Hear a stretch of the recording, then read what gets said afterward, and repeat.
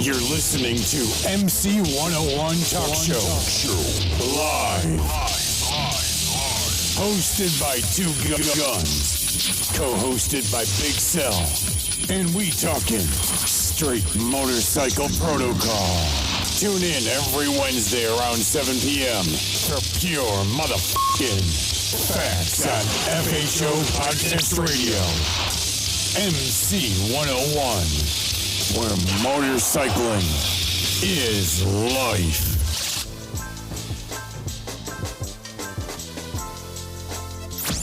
It's your boy, Big Cell, FHO's HNIC, Mr. Him Be Everywhere.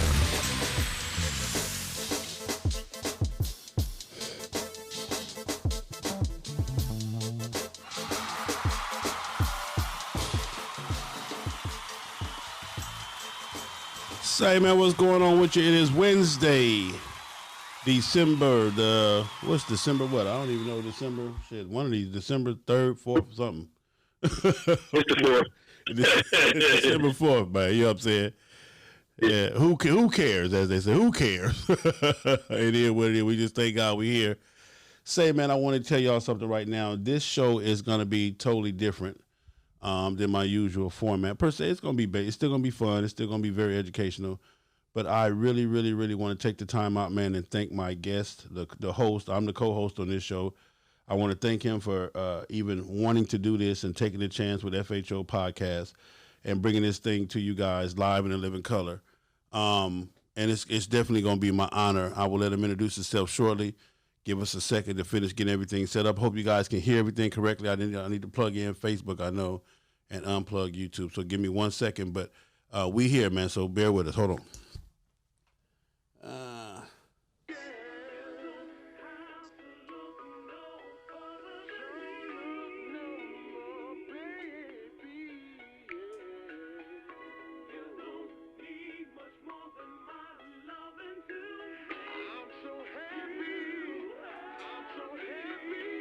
God damn it, baby. I swear your body looking so amazing. Like the fact that you're not complacent. I wanna make some arrangements. Why you gotta be so dangerous? Got me feeling anxious. You know what I'm thinking. Let me show you what it is. Pour up a couple cans there. I'ma show you how I live. I like it lavish, like a Mazan. Sex above average, be bout that action. Like my bitch sassy, gotta be classy. Show me what you working with, like you working the match. Fucking with me, you gotta be fancy. How you sitting up in the match? Kicking shit, just relaxing. Show you all my dead action, guarantee satisfaction. I'm all about adding, I don't do no subtracting. Love mama so bad, got to pull down my shades. Body all that, got me twisted like braids. Love the way you walk, love the way you talk. Get jazzing from your head to your toes and clashing. You a dime, let me get a minute of your time. Can I treat you to another glass of wine? Your smile is brighter than sunshine. That's what I'm thinking. All right, we about ready. Everybody set up all volumes. Everybody give me thumbs up. Let me know we good and crystal clear. We are about ready to get this thing started. I said 7-ish. If you listen to the advertising, it says around 7-ish. So we definitely on point. So, sir, first off, again, you heard my thank you to you. I truly mean that from the bottom of my heart. This is actually a new relationship, man. I'm meeting this guy and getting to know him and see where he is. So, okay, I see the thumbs up on Facebook, so y'all good. IG, y'all good over there. YouTube, y'all should be good. And we're going to get into it. So, introduce yourself. Tell them who you are as much as you want them to know.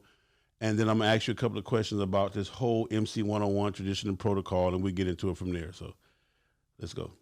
Okay, yeah. So I mean, everybody, there's just been a history with me in terms of just being in the MC world. A lot of people know me all throughout like different types of media sources. All Riders Radio, we was doing that for a minute, almost about 3 years. Basically ran the day-to-day operations, Sucker Free MC, and then came over with the MC 101. But I mean, from the start, we looked at, I addressed it in terms of information that I wanted to provide to the community, because I was given a lot of information, but I was the young.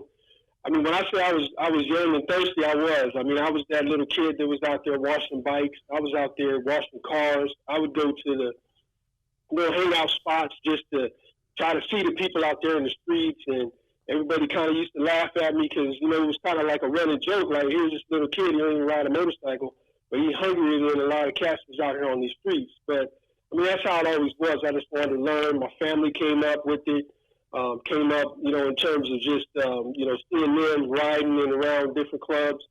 And that's just where it came from, man. Just so much information, so much knowledge. I've been on a bike since, I've been on a bike since like 76, but that's kind of bad. But, I mean, I've been on them street bikes since 86. That was my first one. Had an 86 1000 Hurricane.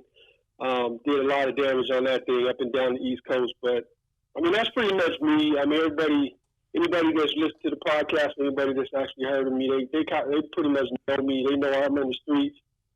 And, you know, it might be 1 minute you might not see me. Next minute I'm hanging out at your party. So you always got to be careful when you see a 6'5" light-skinned dude walking up in the club.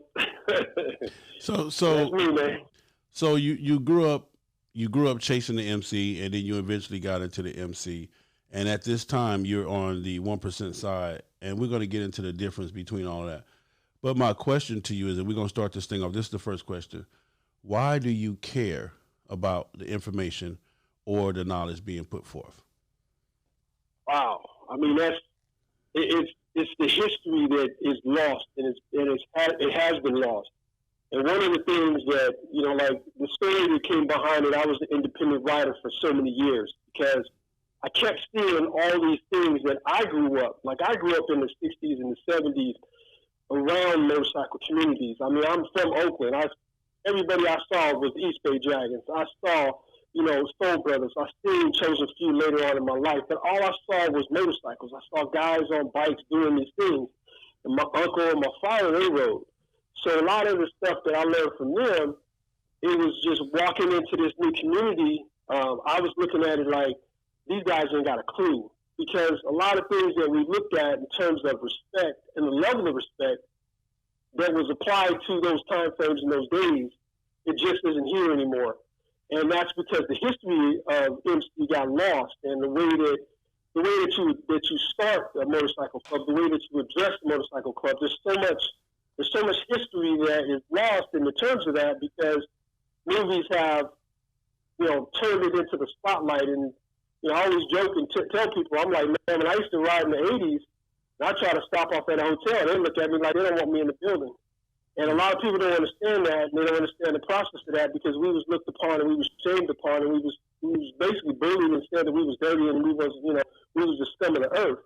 Well, we don't see that no more. We don't see that type of scenarios in those situations where people are treating you like that.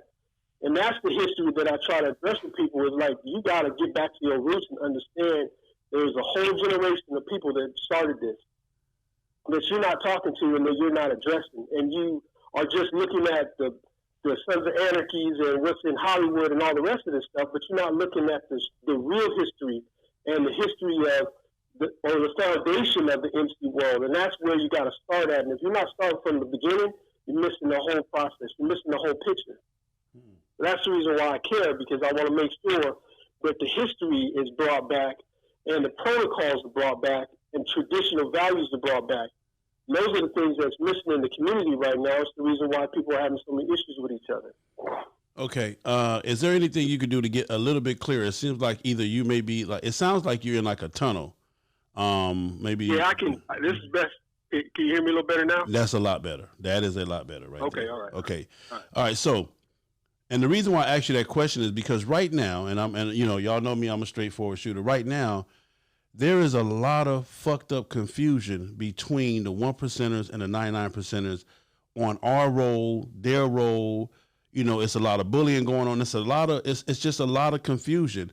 And when we first decided to put this thing together, you know, my thing of it was thank you, because I've been trying to get a platform with the OMCs, with the 1%ers, so that we can get on the same page. My thing of it is right now, us as motorcyclists, we need to stick together, all races, all colors, the whole nine yards. And I know the Mongols, et cetera, and they have their rules and regulations, no blacks.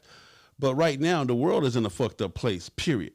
It's so fucked up that we don't even need to be having nothing going on amongst us. We need to be on the same accord, hands down. You feel what I'm saying? And that was my whole purpose for even taking on this journey with you, is because when I go on your page and I see the topics and I see people respond, there's a lot of people, and I'm gonna say this, and I don't mean no disrespect, but 80% of the bike world have no clue of how to be a biker or how to be in a motorcycle or how to be an MC. And you got these people out here running whole MCs, and it's just fucking up the whole entire culture. I said this earlier today in my podcast. The motorcycle community is the baddest community in the world. It's the most funnest shit to be a part of. It's hands down a glorious thing to be a part of. But when you come into it and you don't understand this, and then things start happening to you, and you start getting dealt with and mishandled, and then everybody is preaching this fear the diamond, fear the 1%, fear the OMCs. And for some of us as men, I'm not fearing shit. I don't fear nobody, but Jesus Christ, I guess, is the most. But man to man, I don't think that there's nobody that I can't go toe to toe with, either verbally, physically, mentally, spiritually, or whatever it may be.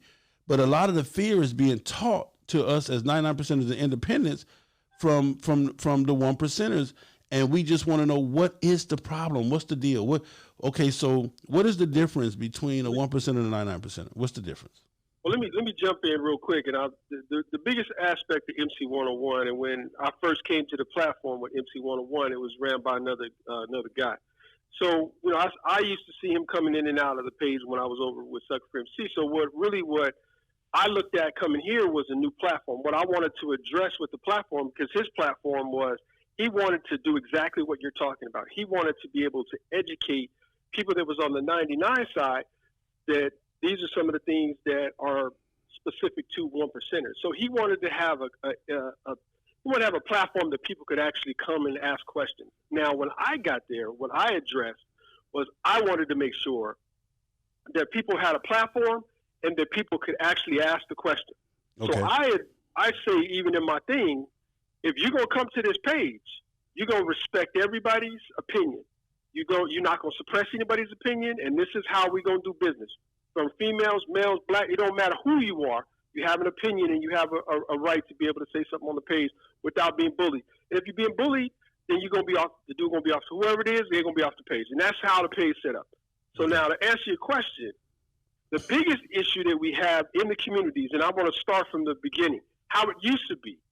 When you came on the set, you went to the 1%er and you said, hey, we would like to have a blessing for us to exist on this set. At that time, you basically presented two pieces. You could present two pieces. That was a top rocker and a middle rocker. And then there was nothing else. You were a two-piece patch, and you were basically a riding club. I mean, that's kind of how it was in terms of that, how we look at it now. But you were a riding club. Now, I'm not talking about 2000s. I'm talking about 70s and 80s. And so that's how it progressed. And when you got to the point where they seen you on the set, they saw you doing things, they seen you, like out there, putting it in, then you present yourself to say, we would like to be recognized as an MC. That's when you would get your MC, and you'll be able to actually function on the set as an MC. Then, if you decided at that point that you wanted to go ahead and you wanted to be a three-piece patch, and you would add a state or a city rocker, depending on the dominant, then you would go to the dominant and say, we want to be recognized as a traditional motorcycle club. Now, we're talking the 70s. We're talking the 60s. So let me actually, let me pause you. Okay. So I was taught that the original blessing was not so much for permission, but for you to be able to come on the set correctly with the pure understanding of total respect and maturity in the whole 9 yards. Not for a permission. Absolutely. Okay. Because you said that you can't. I want to clarify that. Yeah. No, when I'm saying permission, what I'm saying is this: the set is old. We're talking generational stuff. Okay. So if you take Biker Boys and go past Biker Boys, there's nothing that from 2004 or 2003 on to 2019 that you can even address from the 60s and 70s. Because back then, sinners, Wait, you're breaking up. You were just, everything you just said broke up. We didn't hear we didn't understand. Okay. So here we go. So from Biker Boys area on, that process is completely different from this time frame that I'm talking about. Okay. In the 70s and the 80s and towards that process, how it worked was when you came onto the set, presented your colors to the thing. Now, when you presented your colors, the reason you was presenting your colors was that you didn't present colors that look like somebody else's colors or somebody else's colors, or some things like that. So what they did in that time frame is they made sure that they kind of regulated stuff so they weren't getting a lot of different, black and white or red and white or this color and that color. People had to come up with specific colors that were not the dominant colors. Yeah. So say if 81 owned that area or that was their territory. Well, 81 didn't want anybody else wearing red and white. So you would have to come out with something. Now, we're talking about this process. Now, this is where things changed. So now you have this process where there was a protocol that you had to follow when you went onto the set. And the funny thing about it, that in Biker Boys, the movie, and I'm going to use that as an example. In Biker Boys, they actually came to the dominants in the area and presented their colors and presented their case. And it's funny because even after they presented that process and even after they showed that process, from the year 2003 or 4, the numbers of like clubs that all of a sudden started to open, it just completely increased. And what happened is they saturated the set. And when they saturated the set, now you have all these different clubs that they look like each other, they dress like each other, they're the same colors, they're having problems with each other, they're having issues with each other. And there's a situation where now all of a sudden you have a person who was their area, dominant, this was their area, and they've got a club that's kind of operating out of bounds. They're operating, and they're not showing any respect. So that's where the boogeyman for the 1%ers came in, because in all honesty, that's one of the things that I think that, being a former Mongol, when I was with the Mongols, we didn't care about nobody. We didn't care about no 99. Yeah. It was way below our radar. We didn't worry about that. All we worried about was that we didn't have people doing wheelies in our area. We wanted to making the spot hot. Making the spot hot. Yeah. We wanted to make sure that we was not having people doing things like that, because once you make that spot hot, the next thing happens is law enforcement comes in, and then you have the issue with dealing with law enforcement. And law enforcement will tell you straight up, especially in Florida, they'll tell you this straight up: either you take care of this, or we'll take care of this. And when they say that, that means they're coming for you. Okay. So that's the situation where you say that 99s and 1%ers are coming into conflict. They're coming into conflict because people is out there doing sideshows, doing stupid stuff, and doing things that's creating this thing, making the block hot and making that area hot, instead of just saying, this is what we should be doing. What we should be doing is riding our fucking bikes, man. I mean, we should be getting out and being able to break bread and doing stuff like that. But everything today is local. So you see everything today is local. Things back in the day, they weren't local because there was no people. It's not like, like you look at it today, man, you can go from Georgia to Florida, and there's a city in every damn, there's somebody big, or there's a bike, a club or somebody else in there. When I used to run up and down from Norfolk down to Jacksonville, I might see 2 bikers, 3 bikers on the road, period, in the 80s. Now, let me say this. In the 90s, go ahead. Let me say this. I definitely agree with you two, Gunz, as far as the tradition of the youngsters versus the old school. But what I'm saying now is this. The biggest change on the bike set now is that the youngsters have kind of gotten out the way. And now it's basically all young adults and adults.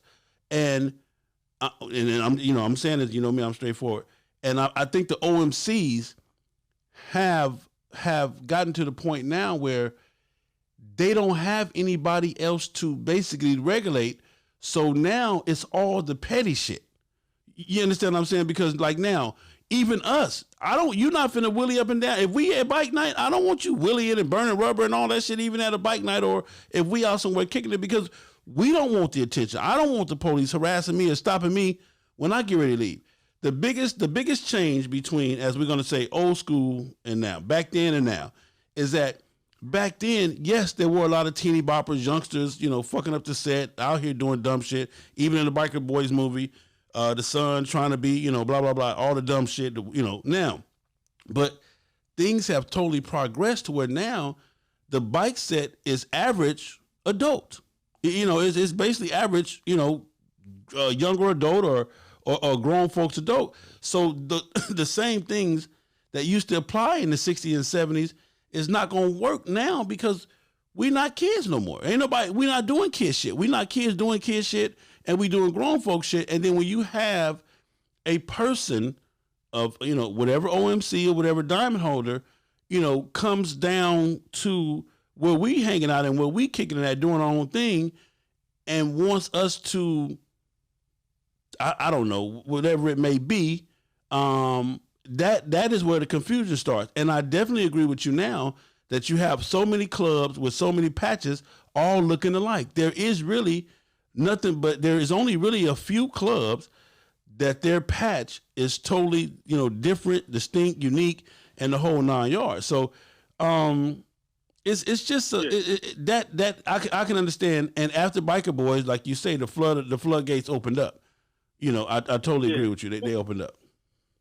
I mean, it's like, just so it was understood, and this is kind of the history's process, is the patches really meant something back then. Like, literally, the patches meant something. Like, if you had 2 pieces on your back, that means that you was somebody that was, you know, you was coming up. You was getting your numbers up. You was doing whatever it was. And then when you had 3 pieces on there, or you had your MC on there, then that meant that you was a part of something. Okay. It meant that you was a part of the set. And people had respect for you because you was a part of the set. And then you had some clubs that decided where they wanted to be outlaw clubs, and then they would be outlaw clubs. And in a lot of cases, those guys would rock state rockers. And that was a whole secondary level of respect. So it went from, you know, it's like, I guess, a hierarchy. Like, if you look at anything within your MC, there's a hierarchy. And so you had 2-piece patches, you had 3-piece patches, and then you had OMCs and 1%ers. Now, everybody look like a 1%er. I mean, you got guys with side rockers, you got guys with diamonds, and you're like, wait a minute, whoa. You know, you got dudes with numbers on their patches, and you ask them about their patches, they don't even know what you're talking about. You're like, well, what's the 54 stand for? Oh, well, it's the quadrant of this and that. You're like, wait a minute, hold on, man. Do you understand why you're putting this on? And when you asking these questions to them, they're looking at you like, well, why are you questioning me about this? But I'm asking you why there's 54s on your chest when I don't, you know, I'm just asking you that question. But if you can't tell me a logical reason why, it tells me everything about your MC. And that's kind of the whole thing that, you know, when you look at 1%ers and what they look at, and what I used to look at in a lot of cases, and not necessarily, I wasn't going to come up and, you know, now if you approached me, that was on you. That's on you. But I'm not going to worry about you. But I'm sitting there looking at you like, okay, I know not to mess with them. And I know not to mess with those. And then they would address that, or they'd come talk to you, or they try to address it, and it's just like, come on, man. You got a white vest on, man. You know, like, what? You know, you got 5 patches on your back. Okay. You know, you got your name, you got your club's name, you got your center rocker, you got your city and state, you got some other thing you wanted to say about who you are on the bottom, like with an MC on there. And so for us traditionalists and people that's in the 1% world, we look at it as, when that MC goes on your back, that should mean everything.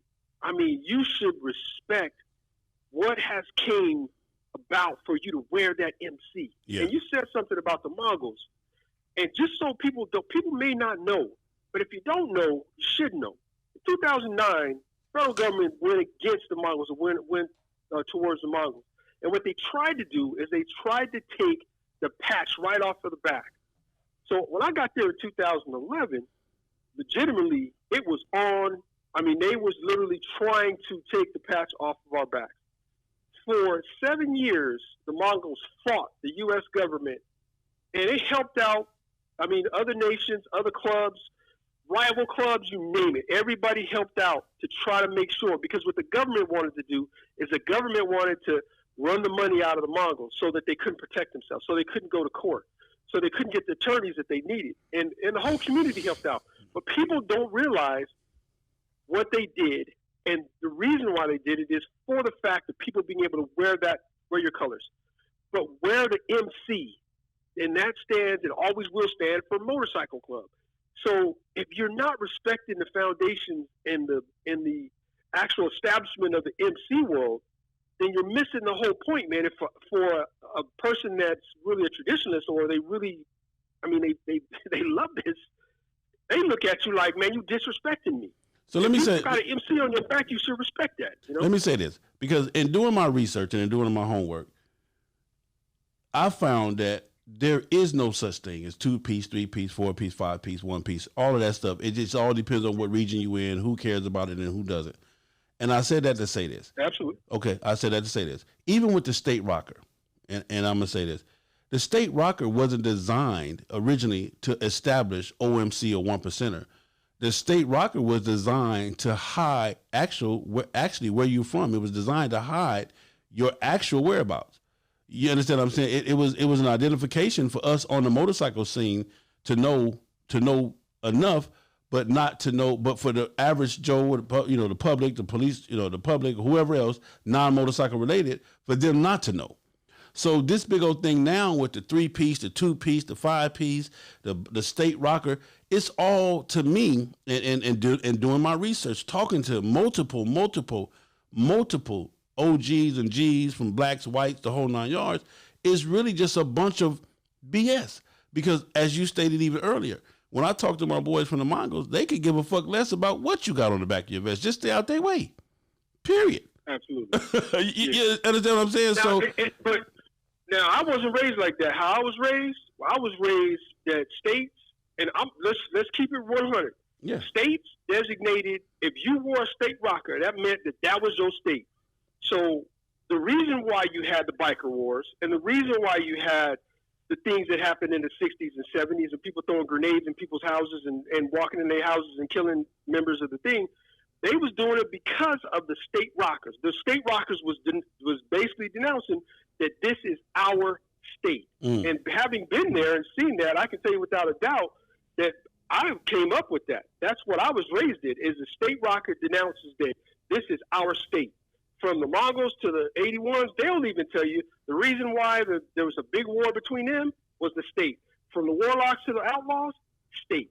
So, maybe people have different concepts of whatever it is, but the foundation of that state rocker denoted that this is my territory and nobody else coming to this territory. And the reason why there's been so much issues and so much problems, and this may not be this is a side thing. I would say maybe a side thing, because on that side, where the Mongols and the rest of them on the white side, let's put it that way, that meant something. And that's what I was going to say too. And that's what I was going to say too. To compliment what you're saying. That state to get you killed. Yeah, and to compliment what you're saying. And that's how it was. And that's what I was going to say. To compliment what you're saying was, and we're going to get into this too next. There's always been a so-called understanding that whites motorcycle at a different level than blacks. Okay, we're going to get into that. But when you say the territory rocker, the rocker meant territory, and it was because of, on the white side, it was projected that because of how they made money to support the MC, we're just gonna leave it at that. You feel what I'm saying? That's it. That's why. That's why that state rocker, the wars were fought over that state rocker, because anybody that was coming into that territory was not coming on some, hey, I'm a friendly motorcycle rider and I'm here just passing through. No, it was to infringe on the making money process of that. You understand what I'm saying? So, and that's it right there, right? Okay. Right there, without no chasing. That part right there. And that's kind of how it was. Yeah. So that's why I say. So now my question to you is, what is the difference between the black MC and the white MC? Man, there is no. Hold on, you break it up. We didn't understand that. I'm trying to get in it. So it was a topic that was talking about the separation between, it really was the difference between the whites and the black in terms of this and that.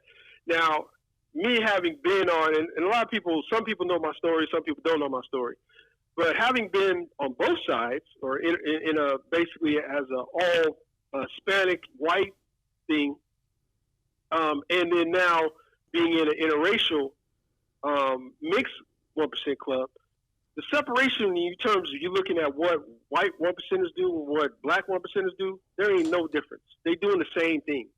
It's the way that they do it and the way that things are kind of done that's a little bit different. For for the white side, and I would say on the white side, from what I see, it's more about business and about taking care of things that's within the communities and stuff like that. So that's really what I see, is they don't really get too much into let's do this, let's party. You're not going to go to a white 1MC event and see a social club. I'm just real 100. Wow. You're not going to see it. Okay. You're going to see people that are aligned or fixed or part of that thing, because, you know, they're secretive, you know, and I wouldn't say they're either more secretive or less secretive than, you know, blacks and whites. What I would say is they don't allow specific people to show up to their events. You're either going to be affiliated, or you're going to be known, or you're going to be a friend of somebody that's known that vouches for you. Yeah. You're just not going to show up as you know, like, hey, a social club just pops up into an event. You pop up, you want to, you're going to be popping up out of there. Yeah. And that's just kind of how it is. You make phone calls before you come to an event, and you just don't show up to those events unannounced, because the second you get off your bike, the first thing's going to happen is 3 or 4 people are going to be walking up to you and asking you who you are. And so I would address it in terms of that level is a little bit different. Now, in terms of how they do business, I don't think there's a separation between the two, but I think on the black side, it's more of a business in terms of money-making processes, where on the white side, it's more of a process of let's get together and party, and if we get some money together, we get some money together. You know, I mean, that's just what I see, because. But it was interesting, though. What's interesting, and again, not to cut you off, we're going to work this thing out, but what's interesting. No, you good. What's interesting is that you say on the white side, they don't have social clubs. Oh, you ain't going to see no social clubs. Wow. That is. Yeah, I mean, you're not going to see, like, when I'm talking about social clubs, like, you know, you understand what I'm talking about. Yeah, females invest. Females invest coming in, you know, demanding their way and demanding their respect. The whole I got you. Trust me, we got you. No. So negative. So we're gonna take that for tonight. That is our lesson for tonight. You know, for those that always ask me the question, what's the difference?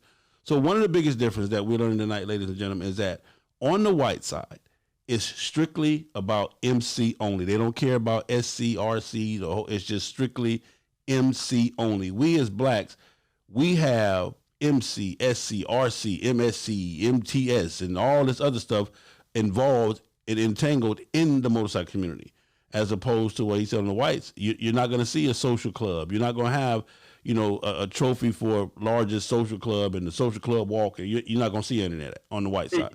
You're not gonna have a trophy. Period. Yeah. And that's the separation. And it's really the separation is when you look at it, you know, and I'm not trying to put any clubs down, because there are some, I mean, I've been to some events, man, and I mean, they put it on, and they legitimately, you know, they out there doing it. They on the streets. I see them on the streets. They pass me as I go and I wave, blah, blah, blah. I mean, man, but I'm saying the separation. It's like I addressed this in terms of property. You come to a white club or white 1% club, and the properties is properties. That means they did girlfriend, wives, could be a family member that just, you know, they don't want people messing with them. But that's what they is. So they old ladies, properties, stuff, that's all they is. But you're not going to see that. You're not going to see somebody that's not married to somebody that's a property. You're not going to see 4 or 5 properties running around in those events. So belonging to one person. So one person not going to have no 5, 6 properties. Hell no. Nope, not at all. Yeah. And that's the thing that's, you know, that's one of the biggest things that I look at it is, and no offense to any ladies out there, but this is MC, you know, and everybody, you know, I always try to tell people like, yo, MC don't stand for man's club. People want to say it. They don't. I tell them that all the time. I told them all the time. In 1903, they established Motorcycle Club, and that was MC. So I try to address that, but it is a man's thing. It's understood. So it doesn't stand for, but it's understood. It's understood. And so when we look at that, we say there's too much filtering in of women into that MC, because once the women come in, here comes the drama. The problems come in. Period. Here comes the problems, because you got so much stuff, and that's one of the things I would say, the separation between on the white side. They keep that bullshit, that drama, they keep it in-house. So if some old ladies want to fight, yo, y'all go outside and fight. Yeah. we gonna make sure nobody mess with y'all, but y'all go handle that, get y'all respect, and then y'all come back in here and we all having drinks. Mm. See, all that's family, and they keep it in the family. They don't let people from the outside really come in. Now, I'm not saying all white clubs do this. I'm just saying the ones that I've seen, the Big Five, they address things specifically the way that they do things. And really, they run in the same, they run literally neck and neck in terms of how they do business. And I've seen excess and equal. I've seen the whole thing where all of a sudden you show up to an event and you got 500 people at the event and you got 8 bikes outside. Like, wow. Yeah. Who's all these people? You know what I mean? You got 10 bikes out. You're like, who are these? You see a whole parking lot full of cars, but you see like 6 or 7 bikes. So now it's not, this ain't an MC no more. You might as well be an SC. That's how I look at it. All right, yo, we're gonna pay some bills, man. Take a commercial break, and we'll be right back, man. We're live right now, MC 101. This is the debut. This is the debut show. We're gonna get into this thing every Wednesday. Tune in around 7:00, man. My man, Two Gunz. We want to definitely thank him for dropping this knowledge, and we're gonna get to ask the questions. And I want the whole purpose of this, ladies and gentlemen, is to get an understanding so that we can all be on the same level playing field. We'll be right back. It's your boy Big Cell FHOHNIC, man. What up? I into my Uncle Big Cell in the FHO radio. Select Luxury Cars, proud sponsor of the FHO Podcast Live Show. The most diverse luxury vehicle selection in the greater Atlanta area. The highest quality customer service and unmatched nationwide pricing. Contact Mike Goodall at 678-855-2292 to schedule your appointment today. Select Luxury Cars, trusted family dealer since 1994. Eco One, the superior eco-friendly motorcycle and auto detailing spray. Eco One super wetting and low foaming polymer technology cleans by flowing underneath the dirt particles and lift them away from the surface. All you need to do is spray, wipe, and watch the amazing shine appear. All of this is done with very little time and effort, but the results look like you spent all day waxing your vehicle. Eco One. Don't ride dirty. FHO is a lifestyle, a movement. Grown folks business. You're listening to MC 101 Talk Show. Live. Hosted by Two Gunz. Co-hosted by Big Cell. And we talking straight motorcycle protocol. Tune in every Wednesday around 7 p.m. for pure motherfucking facts on FHO Podcast Radio. MC 101, where motorcycling is life. Say, man, we back. I'm with my man, Two Gunz. We're talking MC 101 protocol and tradition. Man, just this first 30 minutes has been amazing. Trust me. If you haven't learned anything yet, even just in this first 30 minutes, then I don't know what you're listening to. Please show some love to the channel via donations, man. Do what you got to do to keep this thing going. My man, Two Gunz, is gracing us with his presence. We'll be doing this every Wednesday that we get a chance to do it. And again, I hope that you guys are understanding what you're listening to. You're hearing it from a person that's been on both sides, the white side and the black side, a person who is a respected and established diamond holder, 1%er from respected clubs in the nation. So it's an awesome thing for me to be able to have this conversation, and it's definitely an awesome thing for me to be able to share it with you guys. So please understand it and embrace it. We're back. Gunz. First off, again, thank you. I'm always tell you thank you, man. I'm always tell you thank you. So I appreciate the platform too. Like, this is something that, I mean, I'll tell everybody, man, at one point I had lost that love, and I found MC 101. I already knew about the page, but I found the love back. I actually hit a deer last Christmas, and it started that process. And so while I was sitting around, I just started writing and found the love again, because everything out here in this world, man, you get tired sometimes. And sometimes you just, I kind of joked about that with somebody. Sometimes you just need a reboost, man. You got to get back out there and do your thing. So I'm blessed, man, to be able to still be doing this. And I always tell people when they ask me, they say thank you. I'm like, man, I'm just giving back knowledge that was given to me. That part right there. You do the same thing. Pass that forward. So, MC 101, what do you got to do to be a part of that page? Actually, coming to the page right now, it's a private page. And so what we try to do is make sure we don't want the trolls and we don't want the people that's in there that's creating issues and things like that. So in a lot of cases right now with MC 101, it's word of mouth. It's people that are they're asking their friends to join. But if you go to the page, MC 101, you can request to actually join the page. There's a question for you to get there. So it's just MC 101 tradition and protocol. And so when you come there, like I said before, all I ask is that you respect people's opinion and allow them to express their opinion. Like there's times that you're not going to agree with what they say, and that's cool. That's good because that's your opinion. So, respect their opinion, have your opinion. Sometimes we just agree to disagree, and that's just kind of how it is. But it's been a successful platform. When I got there, I think maybe we had about 300 members, and we just pushed 8,000. Wow. So it's getting pushed. The information's getting out there, and I always tell people, and one of the reasons why I've kind of shifted and I wanted to get away from some other platforms was I was always about the knowledge, and I was never about all the rest of the BS. So if I can't teach you or train you, or I can't spread this information and knowledge, I don't want to have people that are just there, whatever it is, for some pictures of some titties or whatever it is. I want people that's there that want to learn, because what we're trying to do is we're trying to bridge that separation. And I'm going to say that platforms like this have actually helped bridge the platform, because things that was going on in 2009 and 2010 and around that time frame, you don't really see a lot of it anymore. Yeah. You're starting to see people understanding that, you know what, because these platforms, like I haven't seen anybody wearing their vest backwards in a long time. I'm happy. I told somebody, if I could just get that, people to understand that.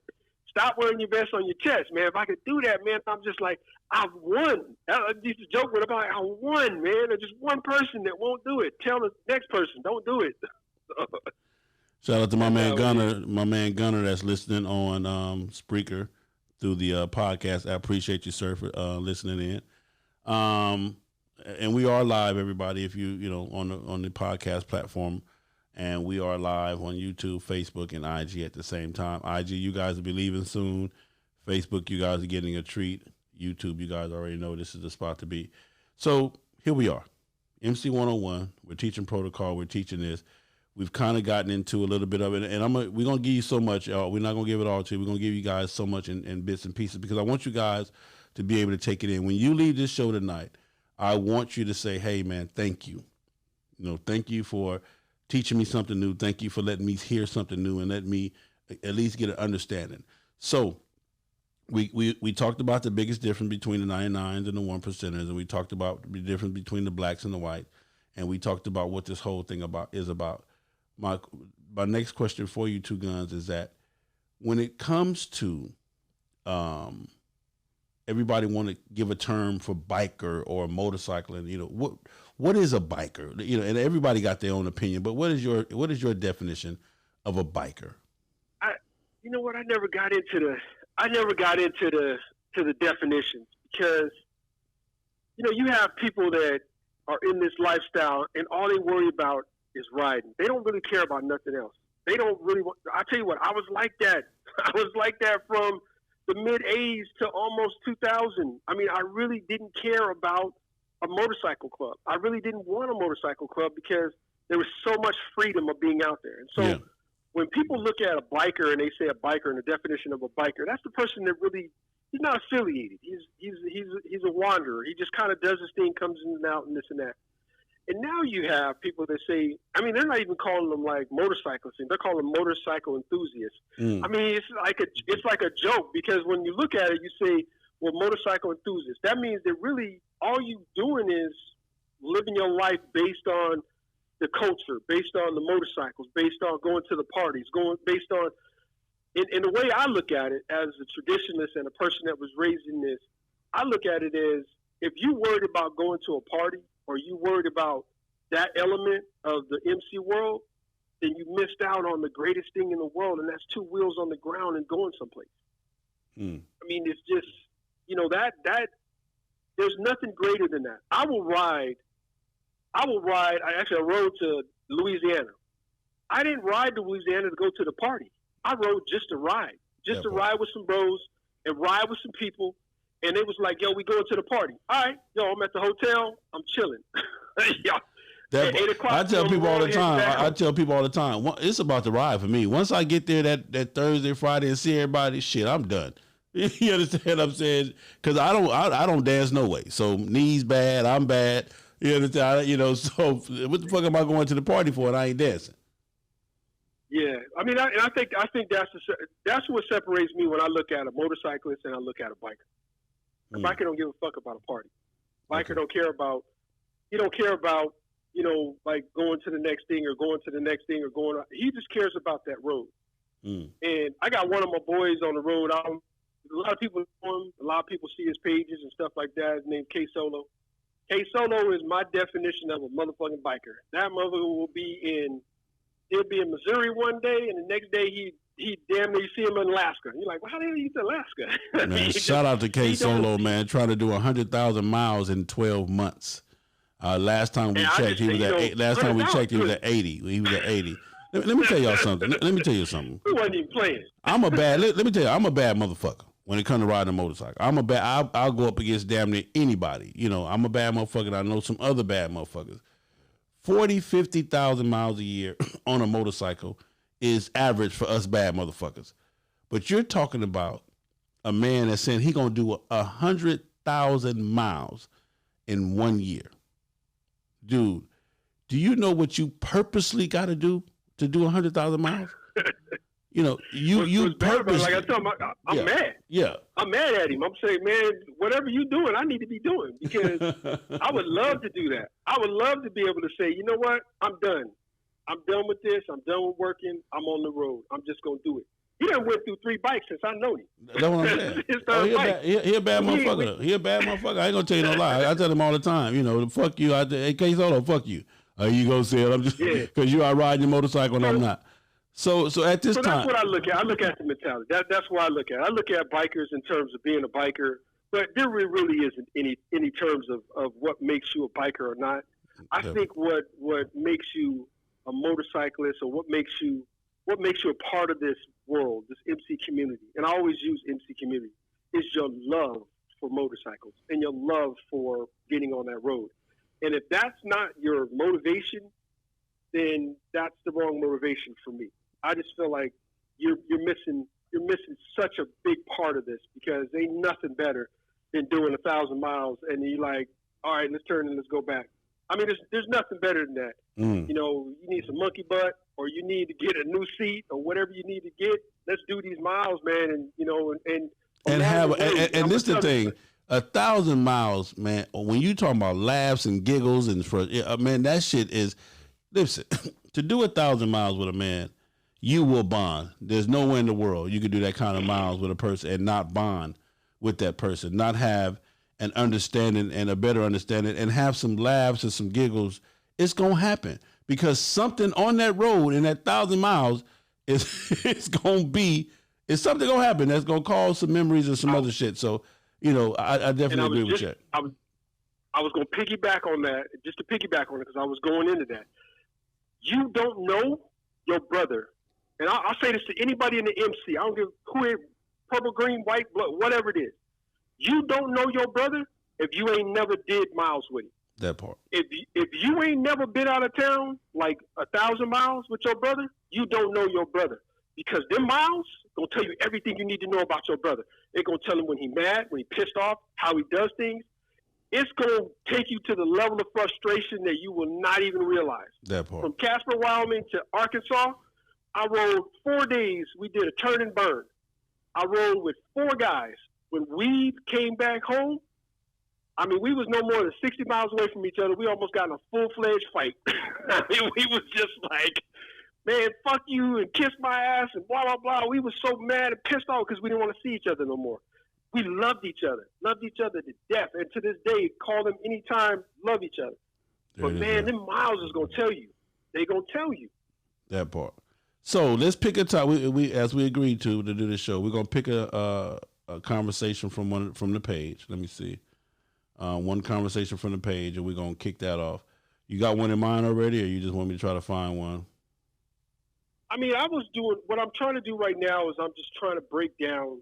I'm just trying to break down some of the positions in the MC world. And, there's a lot of things that I think one of the things that I want to break down, I want to talk about is going to be Nomad. Okay. Oh, man, because I'm actually waiting on, I'm doing my history and my research on Nomad, and I'm actually waiting on my boy. I got a couple of people that are actually giving me information. My boy Chiz, my boy Boss Mike, and different people that I've reached out to, and I'm waiting on them to give me everything I need so that I can present this. So definitely let's do it. So tonight we're going to talk about Nomad. Yeah, so like what I try to express it, and this was, I'll tell the story. I rolled up to an event. It was a 1% event, and there was a kid there, and he was about 25 years old. He was wearing a Nomad rocker, and I was like, first I didn't, I was just kind of like that. No, I didn't see that right. And so I at this time, are you on the white side? Are you on the white side or the black side? I was on the white side. Okay. So I walked up to him and I said, "Hey man, let me ask this question, man. Why are you wearing a Nomad rocker?" I said, "I'm not trying to, I'm not," because it kind of it shook him. He was all of a sudden here I am standing there, and he was like, "Well, my chapter, I travel, so they gave me the Nomad rocker because I travel." And I said, "Okay, I got that." I said, "But is your club a outlaw club, a 1% club?" I said, "Because I'm not seeing any patches that would designate that you're an outlaw or diamond holder or anything like that." He goes, "Well, no, we're just a 99. And I said, "Well, who gave you?" I said, "I'm just asking this question. I'm not trying to be, I'm not trying to, I said, "Who authorized you guys to do that?" He said, "Well, the local did." I said, "Okay." I said, "Well, if your local did, then that's all that needs to be said." So stop right there. Stop right there. Stop right there. Stop. Gunz. Stop right there. Right. Are you frustrated, right? When you see this, are you fucking livid right now? Are you frustrated? Man, I'm mad right now just talking about it. Okay, continue. So, what I explained to him, I said, "Look, man, I want you to understand something. I got people that are nomad." I said, "Now, you don't understand the separation between what you're wearing and what they're wearing." I said, "I got guys with 30 years in my group. 30 years, man. They done did it. They done been through the wars. They done been through jail. They done been through everything. They are the guys that have earned that level of respect. They are the guys that actually went out there, put the work in, and now they are reaping the rewards that you're wearing on your back right now." And I said, "So I want you to understand that there's a different level of what a nomad is." And so, I didn't get too much into it, but when I explained it on the page, it's traditionally nomads really started because a lot of the 1%ers that were on that side, they would address people that were traveling about because they were, a lot of guys were doing the gypsy tours. They were still riding around. So when we look at history, the size of clubs and the areas of clubs was not what it is today. Like I said, you could throw a rock and you hit a club. Like you would leave out of Texas and you might not see another club till you got to California. Yeah. Because there might not be a lot of clubs in Mexico and there might not be a lot of clubs in Arizona. You might find one or two clubs in those areas. So those areas were so spread out. And when people would work, they'd go to these gypsy tours and they would do these tours. They would come into town and they would just work odd jobs. And the reason why the Nomad patch or the Nomad designator came out, because at the time they didn't wear Nomad patches. They were just nomads. And they would say, "I'm just a nomad. I'm traveling from place to place or whatever it is." But the Nomad patch actually just designated a person that was traveling from place to place. And it let 1%ers and the guys that were in that territory know, look, we're not here, like we talked earlier, we're not here to establish ground, and the setup and the whole nine. Yeah, we just I'm here and I'm moving out. Period. So that's really what the original concept of the nomads are. And let me stop. Let me pause it. Let me pause it. Because I said that. And when I tried to explain it, and I said it just that, a nomad patch is simply just to let the powers that be in that area to let you know, hey, brother, I'm not even here to set up shop. I'm passing through. I got to be here for a period of time, and blah blah blah. And I'm still part of my club and whatever my original chapter is. And it's basically a I come in peace patch. It's basically what it is. It was the what you call the safety pin of that era. That part, yeah. Yeah. And so that's really what the original concept of the nomad was. Now, depending on your nation, depending on what it is, nomads may take a whole different level. It may be a whole different thing. I'm not going to get into what nomads could be, but, they ain't the nicest people in the world. Yeah. So if all of a sudden you see a few nomads coming around I wrote this on the page. You see a few nomads coming around your spot and there ain't no party going on and they just kind of showing up, you might want to try to figure out what's going on because they're not there just to have a, Coke and a smile. That part. They're there to have a conversation with you about something that's going on. Well, I tell people all the time, too. I tell people, know your surroundings at all. I tell people, know your surroundings. Yeah. Know your surroundings. Understand this. For me, motorcycling is life, period. But I also understand that with it comes the element of surprise, hands down. So everywhere I go when I'm motorcycling, I assess my situation, I assess my surroundings, and I know my surroundings. I know how to pay attention. I know what to see. I know what to look for. I know the whole 9 yards. And I tell everybody, that is the part of the set that you have to, it has everything they say has good and bad. You got to take the good with the bad. You feel what I'm saying? That's all a part of it. That's all a part of it. Paying attention to your surroundings and knowing what it is and having the education to know that anytime you see 3 or 4 nomads together, that normally is not a good thing. Period. Hands down. If it's, it's usually there's something going on, and unless you got a party going on, if you see a few nomads kind of circling around, I hate to say it, but if you actually see them, that's damn near a miracle because typically you ain't gonna see them until after everything's been worked out, and then all of a sudden about 30 of them show up. Be like, wait a minute, where you motherfuckers come from? So that's neither here nor there. Yeah. But so, like a lot of people don't get it with that patch, man. That patch means something. That means that you literally, it should mean you are a historian of the nation's actual information. Because if you've got that patch on, like you can't touch that patch in some clubs 10 years, 20 years.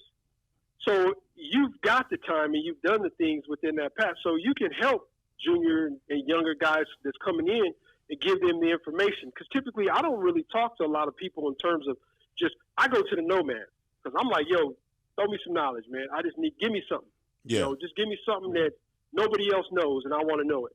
And that's what I would do is I would always pay the respect for the nomads because they're the ones that establish this. They're the ones that set the standards. And if you're not respecting that and you're just out there wearing nomad patches because, the dominant, and that's what I told them. I said, look, just because your dominant said you can wear it don't necessarily mean you shouldn't wear it. You shouldn't even present it that. Because if you already actually knew what the nomad stood for, if you'd have done some research and some knowledge, if there was better pages out there and pages out there really teaching about this, maybe we wouldn't have these issues because these people aren't going to come to the dominant and ask them. I mean, why are you asking a dominant about being a nomad when you don't even meet the criteria? Now let me say this. This comes from James Kemp on YouTube. James Kemp says nomads are an official society now. Recolonized by all clubs. It was established so clubs could do their business by sending someone across the country.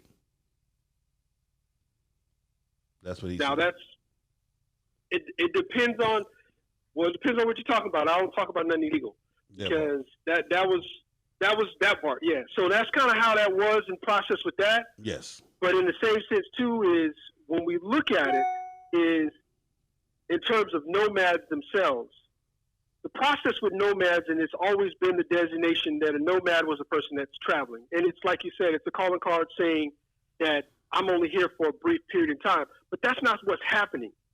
See, nomads are supposed to be a part, like the chapters, some chapters and some clubs, nomads is actually a chapter.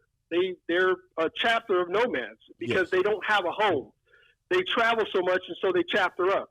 And then you have some nomads that are just nomads for the actual chapter, and they're out of the chapter. They're not a part of it. And then some of the ones are nomads, and guess what? They're national officers. So when you look at it, it depends on the club and it depends on, basically how the bylaws are set up. But the Nomad patch was always designated for the traveler. Now, when you look at it and you have a 99 that they're local, they don't go anywhere, and they have Nomad patches on, that's not what it was designed to be done for. That's not what it was designed to actually be used for. And if you're not within that process, because why do you, and I say this to the 99s, why do you need to be a nomad or have the process of being a nomad if you don't have to worry about the specifics of why the nomad came about? Because the nomad was only there to tell 1%ers and outlaws, I'm not here to mess with your stuff. I'm not here to do that. I'm only here to basically do my business. I got to take care of this family stuff, or I got to make some money so I can get to the next town. And that's why I'm here. It was like it was like the white flag, like, hey, yo, I'm here, I'm not tripping. So why do you need that? It doesn't make any sense. So you can just say, if you're there with your patch, the first thing you should do, and so everybody understands this process, the first thing you should do if you're going to be coming into an area and you're going to be staying in that area and you're going to be wearing your colors, you better go talk to somebody. Because there's some cities that you walk into and you go into that bar and you have a drink and there might be 6 or 7 people having a conversation with you in 2.2 seconds. Because every one of those bars, every one of those strip clubs, every one of those Hooters, all those different places that you go to look at titties are owned, or they are actually basically they've got some affiliation with the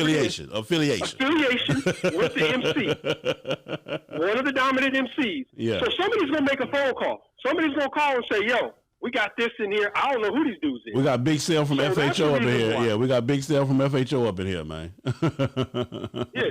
So that's the reason why you say. That's the reason why you go there and you say, "Yo, who's the dominant in the area? I just need to go and let them know I'm in the area." And it's a reach out. Now, if you're a national club or then that reach out is not done by you. That reach out is done higher than your level. You just gonna let your people know you're moving about and you need to go take care of some business. Like when my mother got sick, when I went back to California and I was up in Northern California, I didn't wear anything. I basically rode around without wearing nothing. And I took care of my mother and made sure that when I was in the area, whatever it is, that I was, so I didn't want nobody to know where I'm at because I'm not going to be up in Northern California. That's, you ain't going to know I'm in Northern California because I'm not going to let you know I'm in Northern California. I tell people this too all the time. If you're on vacation, go on vacation. Leave the motorcycle shit at home. Don't say nothing. Yeah, just leave the motorcycle shit at home. If you're on a real vacation, you're out there with your wife and, blah, blah, blah, blah, blah, and then just leave the motorcycle vest at home. Leave the shit at home. You understand what I'm saying? Because, it's different. When I'm motorcycling, I'm motorcycling. When I'm on vacation, I'm on vacation. And there is a difference. I'm still the same person. I might even even though I'm on vacation on my motorcycle, I'm doing, it's a different peace of mind. It's just different. And I tell people call me like, "What's up, man? I'm going to be on my bike, man. Me and the wife, we taking a trip." Okay, well, bro, leave the vest at home. You're on vacation. It's the simplest thing to do. That way you don't have to worry about nobody having no issues, no questions, no looksies, no nothing. So when it comes to Nomad, the question is 99%ers. Can a 99%er be respected as a Nomad? Let's see how I answer this. Are you asking is the set gonna respect you, or are you asking is 1%ers and outlaws gonna respect you? Are other nomads, true nomad, real nomad, fake, whatever, are other nomads? A true nomad from a 1% outlaw club is gonna look at you like you just basically pissed on his colors. I'm just real talk. Okay. That's just real talk. Like you just pissed on his colors because he's earned it. I mean, that's like if he's earned it and he's done his time, and you just show up with some rags on. Now, if you got a dude that's got time, you go to your dominant, and your dominant says, "Yo, we gonna respect that." Again, like I said, I mean, I don't care. You wear what you want to wear. Do what you want to do because nothing that you do is gonna affect or affiliate me. I'm not worried about that. Period. Now, if you come to me and you ask me the question, I'm gonna tell you, yeah, you shouldn't be wearing that. You shouldn't be wearing it because there is a specific thing that was done in the way that people did things as a nomad. And so if you don't understand that, first off and foremost, then you shouldn't be wearing it. It comes right back to the same thing. There's a reason why people were nomads, you know? And now it is like, I got a question they were asking about somebody that was traveling. Like, what does he need to, why does he need to designate who he is? If he comes into town, he needs to let somebody know, either let somebody know that he's there, or if he wants to wear, or don't wear, and ride your shit. Period. I mean, and it's that simple. Because if you're in that area, you don't just, I'm going to throw a nomad patch on. No. You wear your colors, man. Wear your colors. But you let somebody know, hey, I'm in the area. 9 times out of 10, they're going to be like, yo, appreciate you coming through. You good. Yeah. You got a party coming here, blah, blah, blah, blah, blah. Then all of a sudden, if you just show up, you know. And then they got a question, who is this guy? Can Big Sale be a nomad? Who is this guy? Can Big Sale qualify to be a nomad? Who's Big Sale? Me. So you? Yeah. You talking about you? I thought you were talking about somebody else. Yeah, I'm talking about me. You talking about you? Yeah, me. I mean, if that's, and this is what it comes down to, and this is what I always will say to anybody across the board. If your bylaws that established in your club address you or anybody in your club as a nomad, if that was your original intent or your bylaws address that, then there's nothing that anybody should be saying to anybody about what the club bylaws are saying. Thank you. Because those club bylaws, to understand how it should be done, those club bylaws should have been presented or brought to that meeting that it was had with the 1% or whoever was in the area. When they got permission to exist. Period. When they got blessed or whatever it is, blessing or permission or whatever it is, those bylaws should have been there. And in those bylaws, they should have had information that would have said that. And that would be for the 1% Club or the Outlaw Club to take a look at it and say, we agree upon this, we don't agree upon this. We don't. And if he didn't do it, that's on him because those are your bylaws. So, and that's, I hate to say it, but this is one of the things that's happening in today's world is there are clubs and there are areas, and those areas are being run old school. Clubs will come present their case in terms of being, being affiliated with the community. They'll come in, present their stuff. They'll give their documentation to a 1% club, and guess what? That 1% club is okay. Yeah, you guys can do this. We're not even going to look at your bylaws, but you guys need to support us. Support our events. So now all of a sudden you have this process where things are happening and things are being put in and things are actually being assessed, and people are coming onto sets and they're being allowed to come on the set.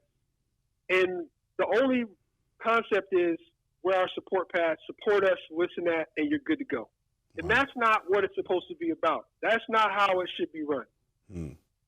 Okay. It can't be about support. It's got to be about bringing them onto the set. Because I mean, like giving them the education to forward. To giving them the education. Well, the co-ed stuff started. The co-ed stuff started like that. I mean, I know a club that came in, presented themselves as a club, and they presented themselves and this and that, and it was like, okay, that's cool, this and that, blah blah blah. Next thing you know, 3 weeks later, they got 3 females in the club. Wait a minute, where y'all come from? Oh yeah, well we're a co-ed club. Wait.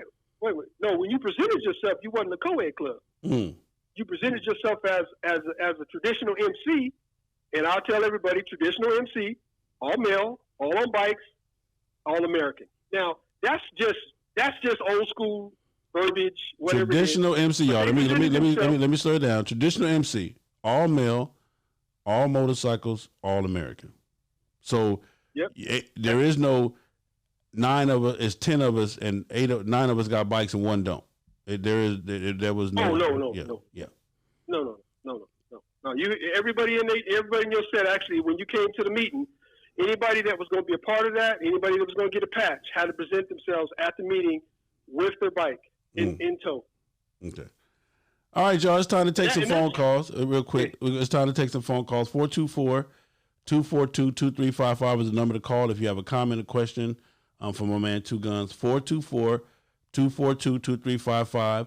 And after these phone calls, man, we're going to kind of wrap this thing up. Listen, it's been a lot of knowledge shared. And the one biggest thing that I want to thank you for, sir, is you're saying, hey, voice your opinion.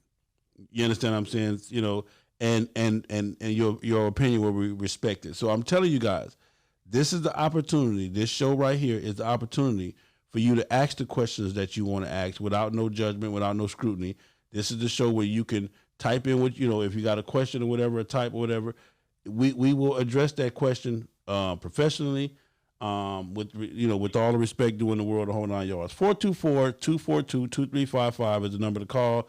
Let's get it. What I into my on the bit so in the FHO radio. That's my man, little Jeremiah. What up with it, Jay? All right, so any phone call? Let me read some of these comments. We got, what up, Black Dragon? I see my man Black Dragon is on. James Kemp, nomads are not members of a chapter. They are respected and accepted widely by the club as full members. James Kemp also says every national motorcycle club has at least one or two nomads. Kevin Showtime Walker says, is it me? Which is just a good question, Kevin. And we're going to get into this. And this is one of the things I was actually going to say for next week. And we're going to get into this more. Kevin Walker says, is it me or is it the 1% stuff is different on the West Coast than any other area? It seems like it. And let me answer that for you, Kevin. Man, let me tell you. We got a phone call. Let's take this phone call. Hold on one second. Call. Hold on. Here we go. To send a voicemail, press 2. Hold on. Here we go. Let's see. Hold on, y'all. Let me get it together. Hold on. Okay, hold on. Why are you not doing what you're supposed to do now? Wow. There we go. All right, state your name, caller. Where you calling from? Yo, man, it's Solid, man, from Texas. What's going on, Solid, my man? Outcast in the middle. What's happening, baby? Oh, man, it's all good. Taking it easy, brother. Man, how y'all doing? Man, we fine, man. Listen, man, I want to tell you, thank you for supporting the platform, man, and keeping me 100 with this thing, man. I mean, you guys, like I said, I just, you know what I'm trying to do, and you know what I'm putting down, man. So I appreciate the phone call. What you got for me, baby? Man, that's really why I called, man. I don't have no question, man. I just want to tell you and Two Guns, man, thank y'all for doing what y'all doing on this platform, because this is really what that needs. It needs a lot more education, because there's a lot of lack of education, and a lot of people that think they know it all and don't want to hear nothing from, from the OGs or from motherfuckers who know what they're talking about. Yeah. So I just really want to thank y'all because it's needed. Thank you, sir. Appreciate you, brother. Definitely. And appreciate you out there, man. Yes, sir. I appreciate y'all, man. Keep on pushing forward. There it is, there, man. My man Solid out of Texas. What's going on, baby? Appreciate the call. Who else I got? Hold on 1 second. Make sure he's gone. Who else I got? Where was that question at? Also. He's talking about East Coast or West Coast. Yeah. So let me say this. Let me give you my version. Let me give you my version, and I'm gonna do your version. I'm gonna say this, and I say this all the time, and this is no disrespect to anybody when I say this. On the West Coast, let me say this. On the West Coast, there is no dominant MC per se. Okay. The dominant on the West Coast will be Crips and Bloods and essays, basically for the. Where you at? Yeah. Crips and Bloods and essays are and I'm trying to be as nice because I don't want to step on nobody's toes. I really don't. But on the West Coast, gang banging rules, hands down. The motorcycle set and gang banging have come together, and it's made it a lot safer and a lot more funner, and it's some cool shit. But understand this. Any major motorcycle club that's on the West is in good graces or in conjunction with, with the local gang members, et cetera, et cetera, et cetera. And I'm done with it. But you're not finna do on the West Coast what you do down south. Or down, you're not going to do down south what you do on the West Coast up north. It's just not finna, even New York, and so it's just a different atmosphere. And I'm done with it. And I hope you guys understand that. I'm gonna let Two Guns take it over from here. So. Well, and I would say we're talking generation. Okay. So how things was back in the 70s and 80s, it was more like I came up in Oakland. Oakland didn't have gangs. We had crews. So you had 6-9ville, you had Sabrani Park, you had seminaries, you had the I'm trying to think of the other cats that's out there. You had Acorn Park. So you had specific areas that controlled the areas. But in the MC world was really defunct. They have nothing to do with that. Most of the dudes they just rode. So it wasn't a lot of this is our territory. Now, I'm saying that on one side. On the other side, it was a little different. On the other side, they was controlling the majority of the things and working in conjunction with what you're talking about. Yeah. In terms of the gangs out there. So when I moved to Stockton, I went and, I got my area where I was at was Crips. So that's really what it is. Whether you was a Crip or not, you was a Crip. So that's how it was. You was a Crip. So coming up in that, even seeing my peoples and my families, my father he was involved in it, my uncles was involved in it. So all of them, again, like you're saying, they kind of interjected themselves as not only being motorcycle, riders and stuff like that, but they was also involved in the gangs. So I agree with that 100%. But I would say the separation is about the 2000s and about 99, around there, 98, I went home. And I went down to L.A., and the bike scene was just completely different. Like, I was looking at the bike scene in L.A. like somebody farted. I'm like, what the fuck is y'all doing, man? Yeah. It was not the bike scene that I was used to, because the bike scene I was used to was in the parks. Like, cats would drive over to the park, and they would just barbecue. And everybody was just chilling, and groups would come through, and they would hang out with each other. And what I saw then down L.A. was racing. I saw parties. I saw that element of the MC that I had never seen. And I was just like, wow, this is crazy that everything has changed the way it has. So is that good? Was that good for you, or was that bad for you? Was that a good thing? It was good because it was, like you said, it was sort of like a fun element, but I was young. So for me, it was good.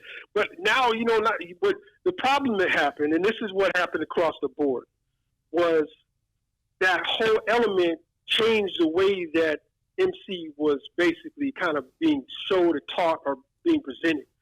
So next thing you know, it went from the parties and from people come on, man. Like, you can go to the West Coast right now and go to a party, and you're just like looking like, because if you're on the East Coast has a little bit more structure right now. I would say the South and the East Coast, a little bit more structure. Oklahoma, Colorado, those areas, they got structure. COCs, they kind of trying to do things the way they do it. You go to something in California, no disrespect to California, because I love California, born and raised. But it's just a whole different element. They're doing a whole different thing out there. It's different. And that's what I mean by, too, the beautiful thing about the West Coast is that, and the beautiful thing about the motorcycle set is that the motorcycle set allows us now to go in neighborhoods that we wouldn't be able to go into.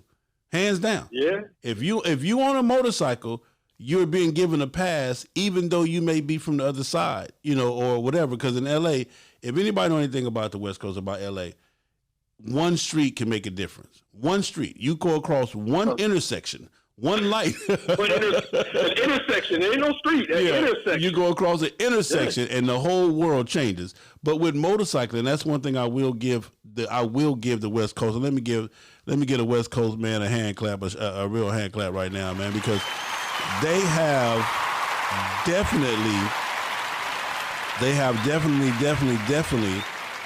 made it a lot more fun and a lot more cooler. If you own some motorcycle shit in LA and you really own some motorcycle shit, then you can damn near go anywhere in California. Damn near. Keyword, damn near. But you could go damn near anywhere. You can go a lot more places on a motorcycle in LA than you can in a car. In a car in LA, you still have to damn near watch where you're going. But on a motorcycle, damn near can go anywhere because he owns some motorcycle shit. So you get more love on a motorcycle in LA than you would probably in a car. So, and that just And I would say, with that though, you look at it and you say, what are we sacrificing? So that's the problem that you have, is the sacrifice that you're having, where you have traditional clubs and the way that things were traditionally run, and now you have the infiltration of everybody and their mama coming into it, because guess what? It's cool now. Yeah. It's cool. Yeah. And so when it's cool, everybody want to be a part of that. You know, I told somebody in 2010, I saw baggers coming. I had a bagger built in 2010. I was the first one around that I knew that had the 6-inch drops. My damn bagger is featured in the October, I think it's October 2013 of Baggers Magazine. I was building that from almost 2010 to end of 2010 all the way up to 2012. I built that, and I had a lot of shit going on, but I saw baggers coming before baggers were coming. And so when you look at it, you say, you know, what's happening now? Now if you go to any MC, you go to any club, or you go around any spot, or you go to a party, you got motherfuckers riding 26s and 30s. And you got motherfuckers, and you like, can you ride that motherfucker? Yeah. You got people that it turned away from being about riding, and it turned about being partying, and that's the sacrifice that we've made with, you know, just allowing any and everybody, just allowing any and everybody to come in. 14, yeah. And I started to see a change where people started to say, you know what, let me go start getting back on this riding shit and start riding, and people started actually getting on their bikes and riding, and PAX, you can see that. But it's that element you look at it. Is it good for that party element to be there, or is it good for us to stay in the traditional thing? I think the balance is what we miss, and that what we need. It's all right, man. I tell anybody, it's all right, man. Enjoy yourself and party. Do what you want to do. For me, I'm 53. Guess what? I'm at the house. That part. I got a picture up on my page thing that says, when I was 18, I was sneaking out my house. Now I'm 20. Now I'm my age. I'm sneaking out the party to get back to my house. You know what I mean? It's just, I'm sneaking out my house to drink. Now all of a sudden I'm sneaking out the party so I can go home and drink and just chilling out. We're gonna answer this question. We got one question for you. Concepts change as they get older. So my process or my concept is, I want to ride. Yeah. And I preach that. Is ride your bike, because you're missing that. That part. But I ain't hating no motherfucker go party. Go party. If that's what you do, that's what you do. Got a question for you, then we're gonna go and wrap this up. Since 99%ers shouldn't wear Nomad, are they considered renegades? Or there just isn't a title for them? Should they just be independent?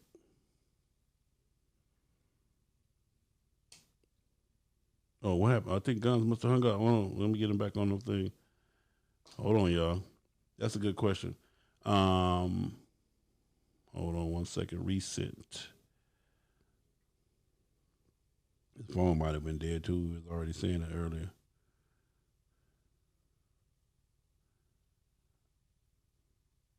Wow. We might have lost him, y'all. Hold on one second. Depends on the person most wanted. CMF Gates. If we can't get my man back on, let me see. I think his phone might have went dead because we was already trying to try it. Anyway. Juanita, again, if you listen to basically what he was saying as far as the 99%ers or anybody rocking Nomad, if that's what you're doing and if that's what's in the bylaws and if that's what your club has designated, then hey, you've already heard him say they don't care about that because it has no effect for them and their and what they're doing the whole 9 yards. It's just that if that's what you desire to do, then at least get the knowledge and education to know what it is it stands for and to know fully, how it come about the whole 9 yards. So that would be helpful to answer your question. I think we lost them, and we already at an hour and 30 minutes anyway. So let me try one more time. But I think, like I said, I already knew his phone was going dead earlier, so I thought he was plugged in. But anyway. So we're going to wrap this thing up, man. I want to thank everybody for tuning in. Thank everybody for the donations. Thank everybody for the questions. Again, man, share this. Share it. Tell your friends. It's going down every Wednesday that we can put it together. FHO, MC101 and FHO will be putting this thing down, man. True knowledge. We got somebody that's been on both sides, formerly with the Mongols, now with another 1% club and a mixed club. And it is what it is, man. I appreciate you guys for tuning in, man. You already know how we get down over here at FHU. So let's get it, man. Hold on one second. Hold on. God damn. It's Big Cell. What that mouth do besides tell the truth on FHO Podcast Radio.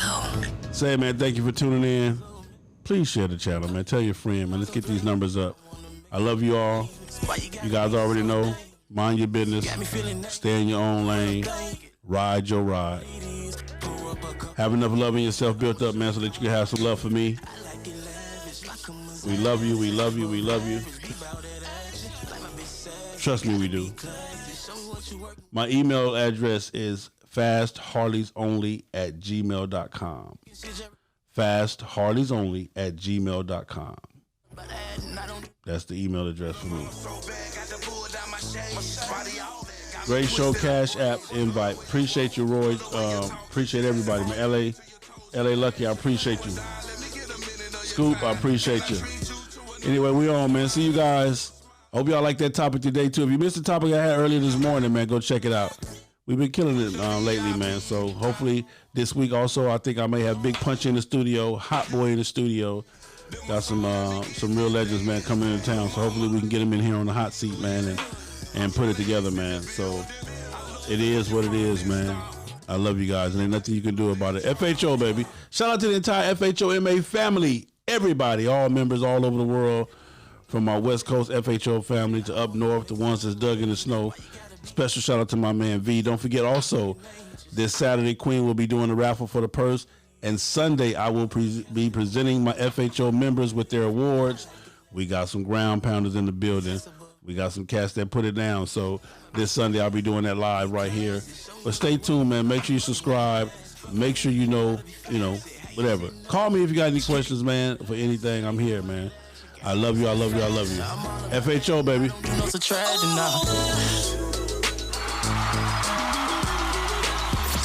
It's your boy, Big Cell. FHO's HNIC. Mr. Him Be Everywhere. What are you to my Uncle Big Cell in the FHO Radio? You're listening to MC 101 Talk Show. Live. Hosted by two Gunz. Co-hosted by Big Cell. And we talking straight motorcycle protocol. Tune in every Wednesday around 7 p.m. for pure motherfucking facts on FHO Podcast Radio. MC 101.